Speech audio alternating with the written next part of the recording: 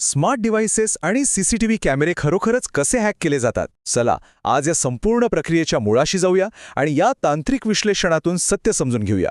या माहितीचा मुख्य उद्देश फक्त आणि फक्त शैक्षणिक आहे, जेणेकरून सिस्टममधील त्रुटी वेळीच ओळखून नेटवर्क अधिक सुरक्षित कसं ठेवायचं हे आपल्याला कळू शकेल. या विश्लेषणात आपण नेमक्या कोणत्या गोष्टींवर चर्चा करणार आहोत ते थोडक्यात पाहूया.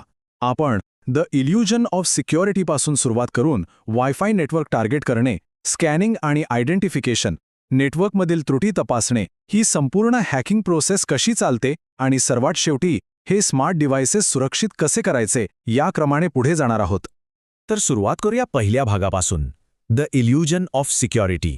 बाजारातून एक चांगला महागडा सीसीटीव्ही कॅमेरा आणून भिंतीवर लावला म्हणजे 100% सुरक्षितता मिळाली, असा एक सर्वसामान्य समज असतो. पण खरंच तसं आहे का? वास्तव हे आहे की योग्य कॉन्फिगरेशन नसलेला आणि केवळ नावापुरता लावलेला कॅमेरा सुरक्षिततेचे साधन बनण्याऐवजी आपल्या नेटवर्कची सर्वात मोठी कमकुवत बाजू बनू शकतो. आता बघा, हॉलिवूडच्या चित्रपटामध्ये जे नेहमी दाखवतात ना, जिथे अनेक स्क्रीन्स आणि अतिशय पॉवरफुल कम्प्युटर्स वापरून थेट कॅमेरावर हल्ला केला जातो, ते सगळं केवळ एक मिथक आहे. खऱ्या जगात कोणत्याही अतिप्रगत किंवा महागड्या उपकरणाची गरज नसते. एक अगदी सामान्य अँड्रॉइड स्मार्टफोन वापरून आपल्या स्थानिक वायफाय नेटवर्कला सहज टार्गेट केले जाऊ शकते. आता वळूया दुसऱ्या टप्प्याकडे, जो आहे टार्गेटिंग द वायफाय नेटवर्क. इथे एक अतिशय महत्त्वाची गोष्ट समजून घेण्यासारखी आहे. सुरक्षा केवळ कॅमेरा इन्स्टॉल केल्याने मिळत नाही, तर तो योग्य प्रकारे कॉन्फिगर केल्याने मिळते. हॅकर्स थेट कॅमेरावर कधीच हल्ला करत नाहीत. ते प्रवेशाचा सर्वात सोपा मार्ग शोधतात. आणि तो मार्ग कोणता? तर तो म्हणजे आपलं लोकल वायफाय नेटवर्क. एकदा का या नेटवर्कमध्ये शिरकाव मिळाला की पुढचा रस्ता आपोआप मोकळा होतो. एका साध्या फोनवरून हे कसं शक्य आहे असा प्रश्न पडणं स्वाभाविक आहे. तर याचं उत्तर आहे टर्मक्स. हे एक साधंसुधं वाटणारं अँड्रॉइड टर्मिनल एम्युलेटर आहे, जे एका सामान्य स्मार्टफोनला अशा शक्तिशाली उपकरणात बदलतं ज्याद्वारे प्रगत नेटवर्क ॲनालिसिस टूल्स थेट मोबाईलवरूनच चालवता येतात. पुढचा टप्पा आहे स्कॅनिंग अँड आयडेंटिफिकेशन. एनमॅप हे एक अत्यंत लोकप्रिय नेटवर्क स्कॅनिंग टूल आहे. हे टूल कसं काम करतं? तर अगदी एखाद्या हॉटेलच्या कॉरिडॉरमध्ये चालताना कोणता दरवाजा चुकून उघडा राहिलाय का हे ढकलून पाहण्यासारखंच हे काम करतं. हे टूल नेटवर्कवरील कनेक्टेड डिव्हाइसेस, त्यांचे IP ॲड्रेसेस आणि संवादासाठी उघडे असलेले पोर्ट्स अगदी अचूकपणे शोधून काढते. ही तांत्रिक प्रक्रिया अगदी मोजक्या आणि सोप्या टप्प्यांत चालते. प्रथम fconfig कमांड वापरून स्वतःचा लोकल IP तपासला जातो. त्यानंतर संपूर्ण नेटवर्क सबनेट स्कॅन करून किती IP ॲड्रेसेस आणि डिव्हाइसेस ॲक्टिव्ह आहेत याची यादी काढली जाते. आणि शेवटी एखाद्या विशिष्ट डिव्हाइसचा IP टार्गेट करून त्याचे ओपन पोर्ट्स शोधले जातात. उदाहरणार्थ पोर्ट 8080 जिथून HTTP प्रॉक्सी चालते आणि वेब इंटरफेस उघडा असू शकतं. यानंतर येते सर्वात महत्त्वाची पायरी, टेस्टिंग नेटवर्क व्हल्नरेबिलिटीज. जेव्हा पोर्ट 8080 वरून एखादं लॉगिन पेज सापडतं, तेव्हा तिथे मॅन्युअली एक पासवर्ड टाकत बसणं इतका वेळ कोणाकडे असतो? इथे एंट्री होते हायड्राची. हायड्रा हे असं टूल आहे जे लॉगिन पोर्टलवर अनेक युजर नेम आणि पासवर्ड कॉम्बिनेशन्स एकदम स्वयंचलितपणे तपासून पाहतं.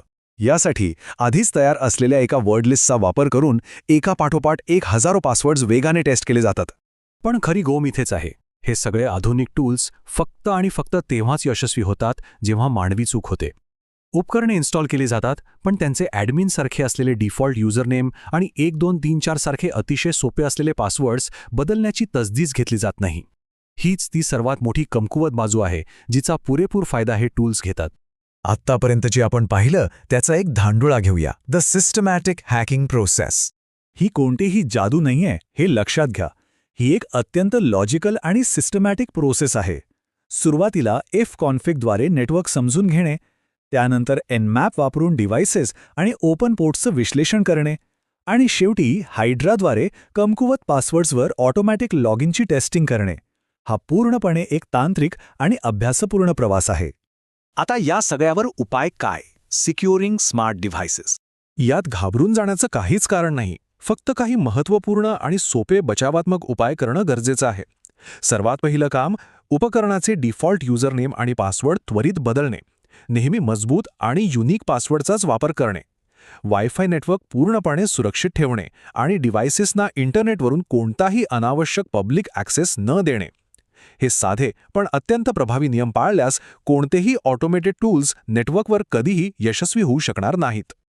इथे एक अत्यंत स्पष्ट आणि ठाम ताकीद लक्षात घ्यायला हवी. या सर्व गोष्टी समजून घेण्याचा आणि शिकण्याचा मुख्य उद्देश केवळ जागरूकता निर्माण करणे आणि सिस्टम्स अधिक सुरक्षित करणे हाच आहे. कोणत्याही दुसऱ्या व्यक्तीच्या वायफाय किंवा उपकरणांवर परवानगीशिवाय नेटवर्क टेस्टिंग करणे हे पूर्णपणे बेकायदेशीर आहे. हे ज्ञान फक्त आणि फक्त स्वतःच्या संरक्षणासाठीच वापरायचे आहे.